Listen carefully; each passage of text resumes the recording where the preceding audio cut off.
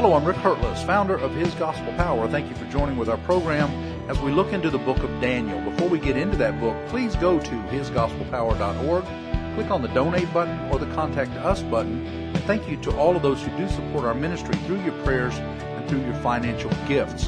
It is our privilege to partner with you as we bring the message of Jesus Christ around the world. Okay, so we're now in Daniel chapter 2. Daniel has already revealed the dream to Nebuchadnezzar, and now he is interpreting the dream. And so we've already looked at the fact that Nebuchadnezzar is the first one of this giant statue that Nebuchadnezzar saw in his dream. And Nebuchadnezzar is the head of gold. He is the King of Kings. In other words, it is not to say he is Jesus, because we call Jesus the King of Kings, but that's big K, little k, big K, Jesus, little k, all the kings of the world. But yet Nebuchadnezzar was the king of all the kings on the earth. In other words, he was the top dog. He was the most powerful. He had all of the armies, he had all of the finances, he had everything backing him up, and he was the king of all the earth. Well, so now we're going to look at the second part. It says, but after, on verse 39, but after you shall arise another kingdom inferior to yours, and then a third kingdom of bronze, which shall rule over all the earth. And so, when the third kingdom of bronze that will rule over all the earth. Okay, so what we're seeing here is the head of gold, of course, is Babylon, because we're talking about Nebuchadnezzar. He was the king of kings. And so next would be the belly and the thigh of bronze that we were talking about. Well, it says, but after you shall arise another kingdom inferior to yours. Okay? And so that kingdom would have been the Medes. Okay? And that would have been a smaller kingdom, but then they're going to join with the Persians, the belly and the thigh of bronze. And so that's, the Medes are such a small entity, he doesn't even name them. Not right now, at least, in this dream. He says, after you, another kingdom inferior to yours, and then a third kingdom of bronze, which shall rule over all the earth. And of course, that's the Persians. Now, the Persians are very significant because in Isaiah, he prophesied that Israel would be delivered by Cyrus the Great, named him by name, by Cyrus, by King Cyrus of Persia. And he told him that some 150 years before it happened. And so and it happened exactly like that, and used his name. Now that's why many critical scholars who don't believe in the Bible anyway, I don't even know why they call them critical scholars. They're critical of the Bible. They don't believe the Bible is what it really amounts to. They don't believe in the power of the Bible. They don't believe in the power of God. Critical scholars have said, well, the book of Isaiah had to be written much later because there's no way he could have known that. Well, yes, there is. The same reason why. Now, the strange thing is, those same critical scholars who are supposed to be all-knowing about all this, they don't seem to have a problem with the fact that Daniel's giving this dream that, thousands of years before it's happening. But Isaiah, they have a problem with, mainly probably because it actually named a name and it came true. So we're talking about the Medo-Persians, the first ones being the Medes, and the second one being the Persians, which is what this is talking about. And it says it shall rule over all the earth. And so, and that is very significant in prophecy, to be able to see that God named. Well, how can God do that? Because he lives yesterday, today, and forever, and that's the part of men, that men can't grasp. How can God know the future? Well, because He's God. Yeah. And He lives in the past, present, and future. Brother Ron and I were talking about this with you, as a matter of fact. I don't remember if it was last week or the week before. God is timeless. And we don't understand that because we live in time. But God doesn't live in time. He lives in the past, the present, and the future. And so all of that, and I don't understand that. I mean, that's, he knows he's living 1,000,000 years from now. Well, I heard a scientist give the best explanation ever of how to understand time, space, and matter. Basically, the creation of our universe, creation of our time, and the space that we live in. Because God is outside of it, He was here before time, space, and matter existed. He created it almost as separate from where He is. It's basically like you and me sitting here, creating something and setting it on a table. We're outside of that object that we created. Therefore, we can control from the outside what is happening with that.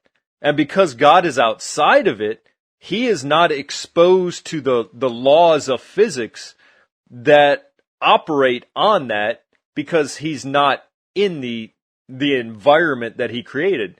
So because He created time, He was here before it, He'll be here after it. When He decides to stop it, then time stops.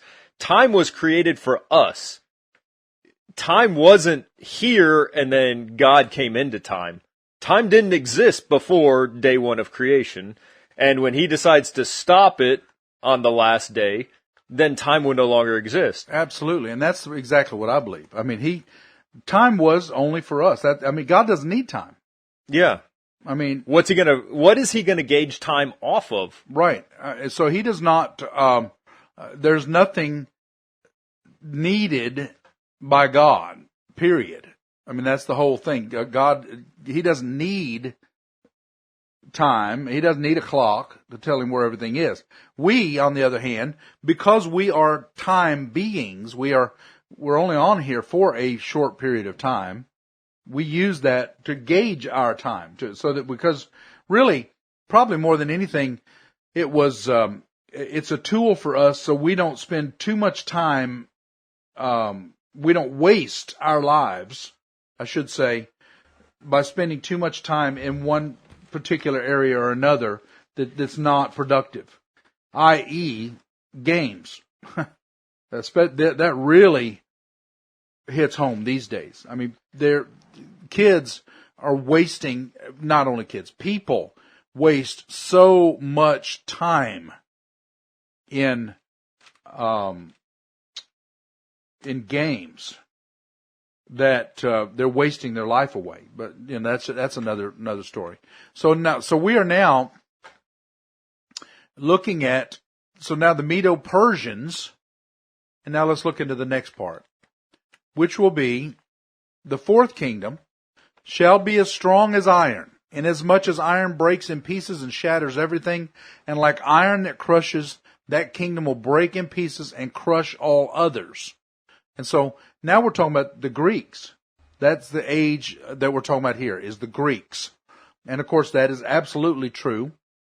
The Greeks came in and destroyed everything. And in fact, it was very quick. Alexander the Great came in and destroyed everything and took over the earth, took over everything, and it fits this scripture perfectly. It begins to explain, how all of this will happen. Now, and then there's the fourth. There's another interpretation. The final empire that let's look at the final empire we're going to look at. Whereas you saw the feet and toes, partly of potter's clay and partly of iron, the kingdom shall be divided, yet strength of iron shall be in it, just as you saw the iron mixed with ceramic clay. And as the toes of the feet were partly of iron and partly of clay, so the kingdom shall be partly strong and partly fragile. This looks like that we're talking about the Roman Empire. Now, I don't want to get into our discussion that you and I had until maybe, if we're going to get into it, we'll do it tomorrow. If we have some time today, we'll get into it a little bit, just as to get you prepared for what we may discuss tomorrow. But I want to discuss with you just a moment about the Roman, looking at it from the Roman Empire.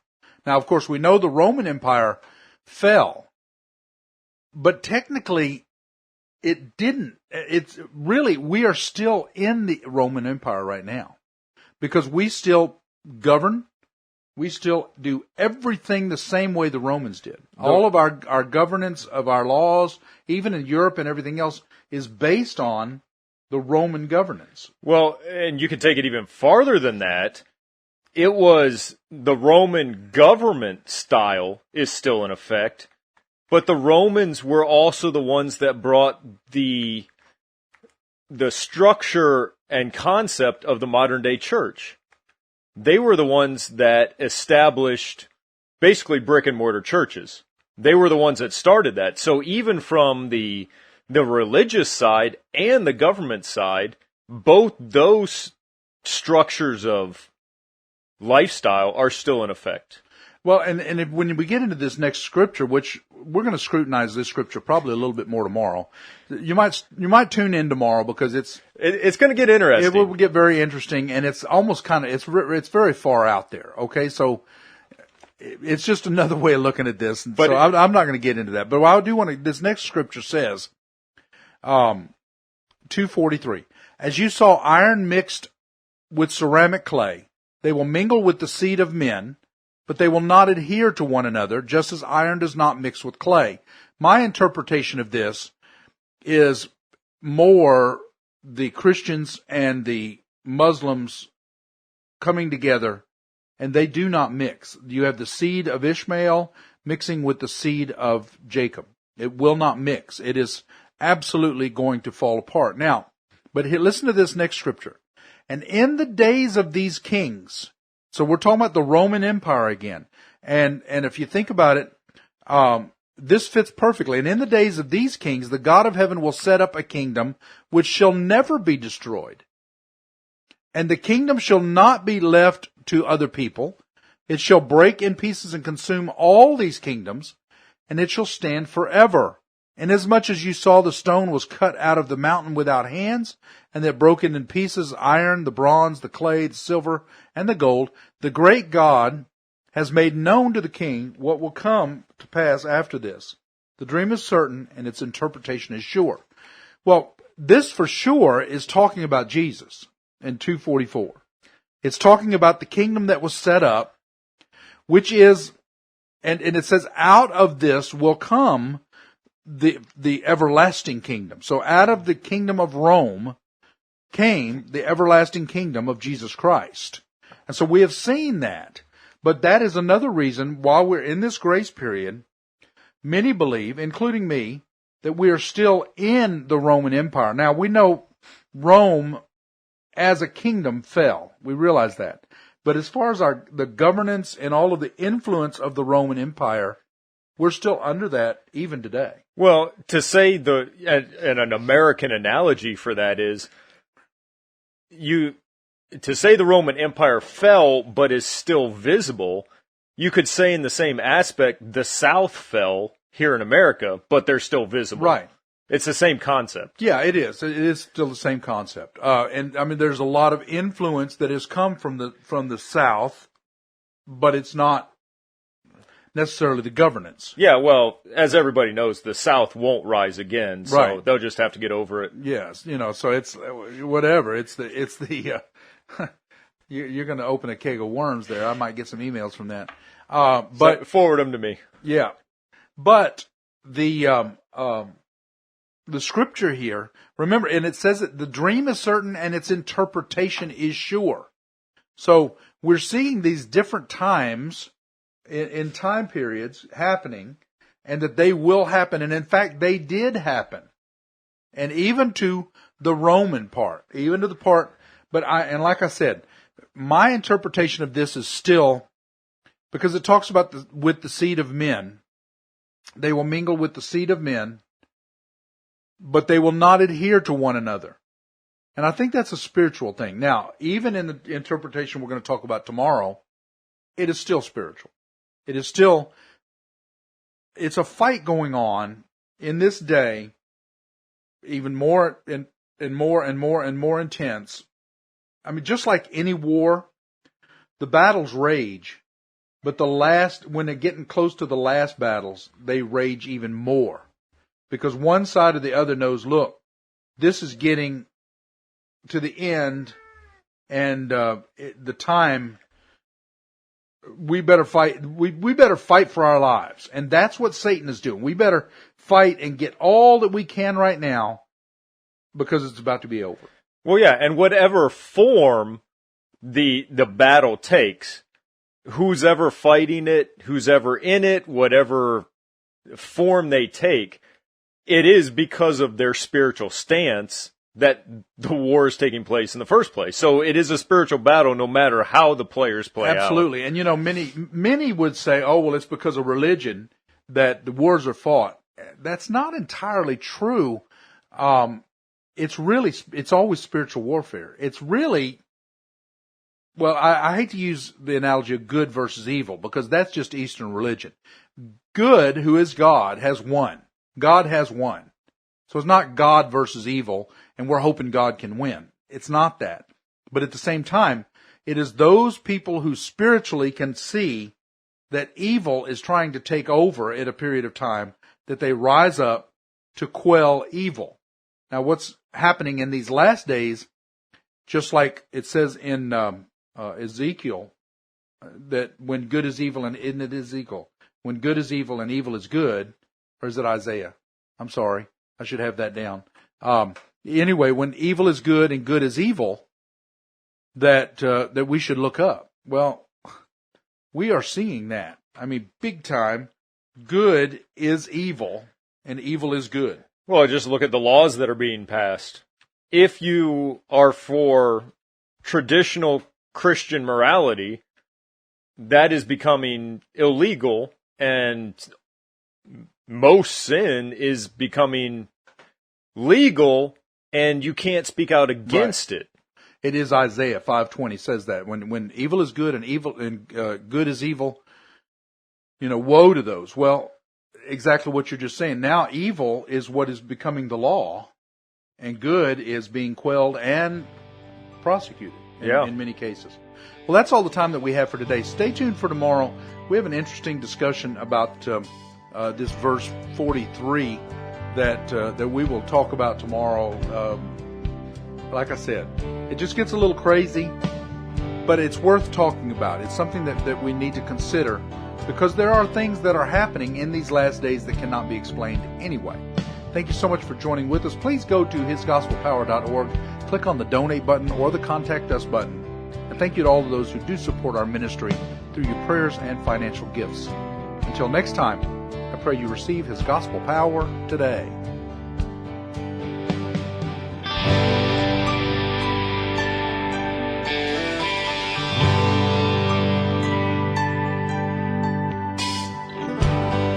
He died for you. He died for me.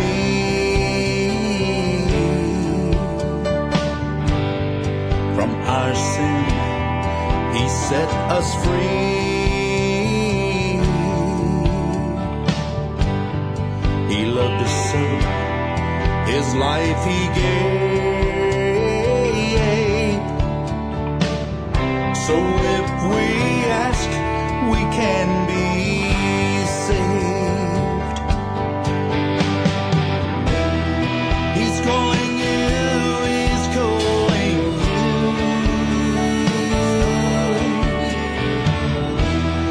Jesus Christ is calling you. If He's touched your heart and soul, let Jesus make you whole.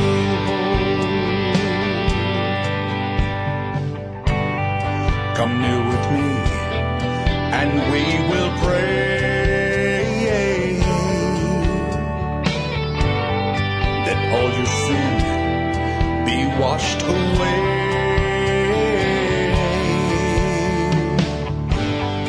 Don't be afraid, don't be ashamed.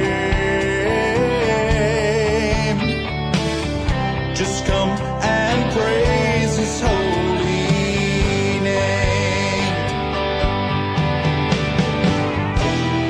He's calling you, He's calling